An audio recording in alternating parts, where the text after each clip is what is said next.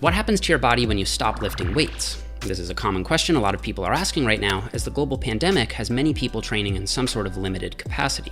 Now, I want to start here with a real-life example of muscle loss. Matt H., a client of my friend Cliff's, built up an impressive physique, but was forced to take a significant break from training when he was hospitalized for a Crohn's flare-up. He went from 200 pounds on the left down to 165 pounds on the right, so he lost about 35 pounds of muscle. Now, we'll come back to Matt a little later in the video, but at this point I think it's reasonable to wonder exactly how long it takes to see this kind of muscle loss. Does it happen after a week, a month, a year? And does it depend on if you did absolutely nothing or just reduced your training workload?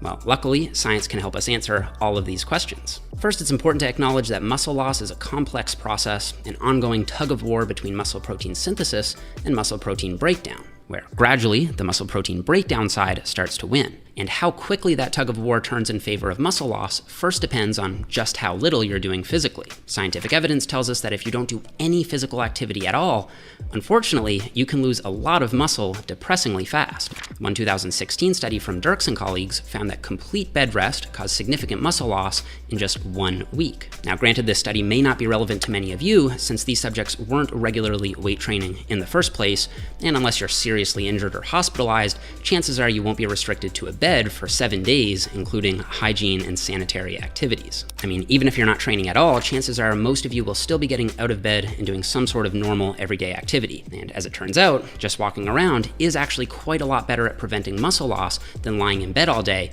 even if you aren't actually lifting weights. This was evidenced in a recent study from Huang and colleagues, where they took 20 subjects with at least 1 year of training experience and had them stop lifting altogether for 2 weeks, but still carried out their regular daily activities, so not complete bed rest this time. And this time, as you can see in the graph, there actually was no significant drop-off in muscle mass after 2 weeks of detraining. So this study and other similar research tells us that you probably won't see noticeable muscle loss within 2 weeks of detraining, as long as you're bothering to get up and get dressed. But in my opinion, I would say that's probably just about the cutoff. Sometime soon after 2 or 3 weeks, most people are going to start to notice some muscle shrinkage. This is the same time frame muscle researchers Fisher and Steele cited in their review of evidence-based recommendations for hypertrophy, with, quote, up to 3 weeks being the maximum time frame you can take a break without fear of atrophy or muscle loss. The 3-week time frame also makes an appearance in the Ogasawara data I've talked about here on the channel before, where you do see these dips in muscle mass after 3 weeks of detraining, but if we zoom in on the line here, it's still hard to tell if that muscle loss happened gradually and evenly over those 3 weeks,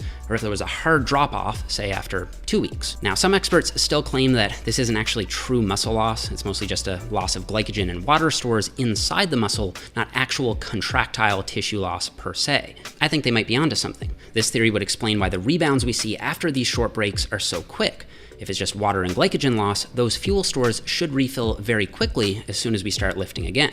Okay, so detraining for up to 3 weeks doesn't seem to be too bad as long as you're moving around at all, but what about training breaks that last longer than this? What if you're forced to cancel your gym membership for, say, 2 months because you decided to take part in a training montage-inspired home invasion and got put on house arrest for 2 months? Well, based on 2 separate studies here, it seems that you could expect to lose up to half your gains if you take 2 months off. Now, let's take a quick look at this Leaguer paper from 2006. They put subjects on an 8-week training program and then had them abruptly stop training for another 8 weeks. So about 2 months on and then 2 months off. During the first 2 months, they saw a 10% increase in muscle size, but during the 2 months of no weights, they saw those gains get cut in half. So if we take a glass half full approach, even after 2 months of no lifting at all, they still kept about half the muscle they had built in 8 weeks by just continuing everyday activities. I think that's actually fairly encouraging, especially if you consider that most people should be able to do a little more than simply get out of bed and make it to the fridge. Now keep in mind these subjects were essentially newbies, so they trained for 2 months and then took 2 months off. That's it. So most people with more lifting experience might see less relative loss in that same time frame, but it's hard to say based on the data available. And of course, so far we've been speaking in very broad terms. How much muscle you actually lose depends on 3 main factors.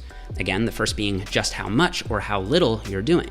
As we've seen, complete bed rest is in fact quite a lot worse than just walking around and doing everyday activities, because those simple movements will mechanically activate most muscles to some extent. But that itself will still be quite a bit worse than doing high-rep bodyweight workouts, which is probably a bit worse than doing heavier training with weighted resistance. But still, I do think the gap here is much smaller than the gap here.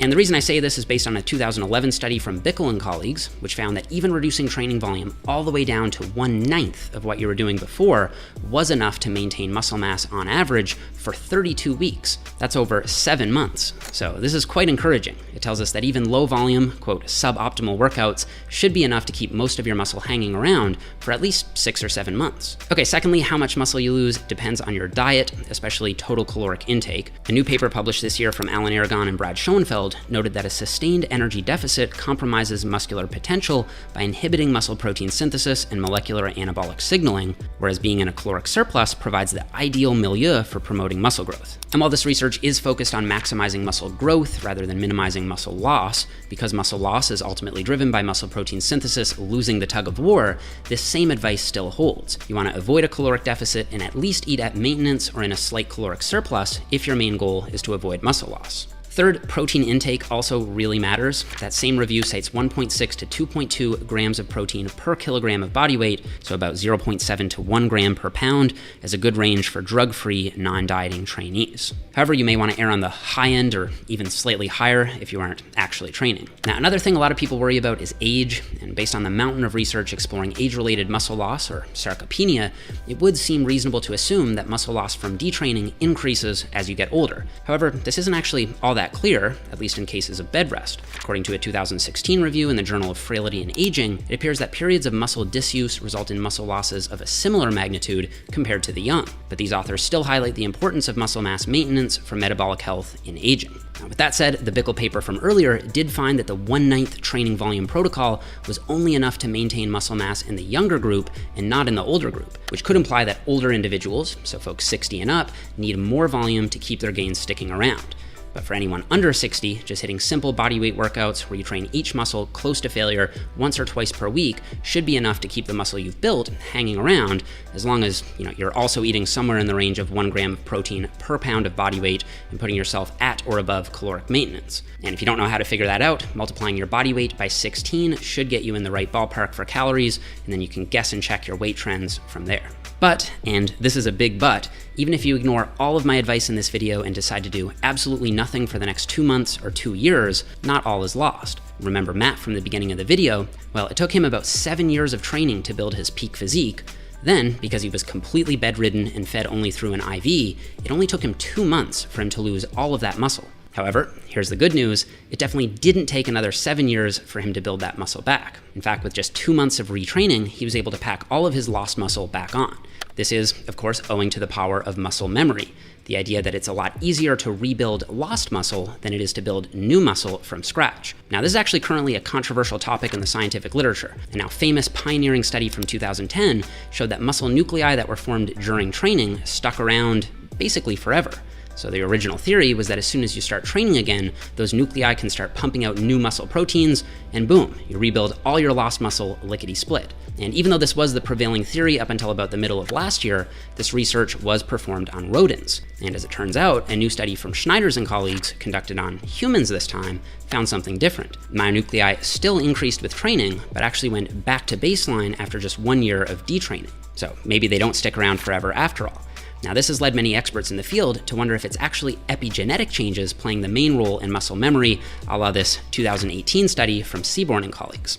Regardless, while the actual mechanism is currently up for debate again, the existence of muscle memory itself is not. Whether owing to nuclei retention or epigenetic modifications, muscle memory is real, and it will help you build back any muscle that you lost a lot faster than it took you to build it in the first place. Okay, so guys, before you click out, I've got 2 quick announcements. First, I'm going to be releasing a free bridge program for anyone subscribed to my newsletter in the coming few weeks, so you guys know exactly what to do as soon as all the gyms reopen. So I'll put a link to my newsletter down below so you guys can sign up and get that free program as soon as I drop it. Now, second, I just launched my first blog article over on jeffnippard.com. Now, it covers the same topic as in this video, but in quite a lot more scientific detail. And this is something I'm going to do my best to do in future videos for those of you who want to nerd out a bit more or have something that you can more easily reference and come back to. Also, if you're wondering what to do with your diet after a detraining period, there's a full section in my ultimate guide to body recomposition dedicated to detraining with specific examples of how to set up your macros, including sample meal plans and really everything else related to nutrition.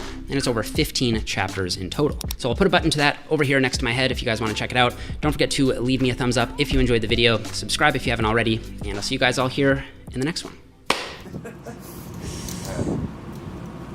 Excuse me, sir, you have to stop. Yes, sir. We have to stop you. All right, come with me.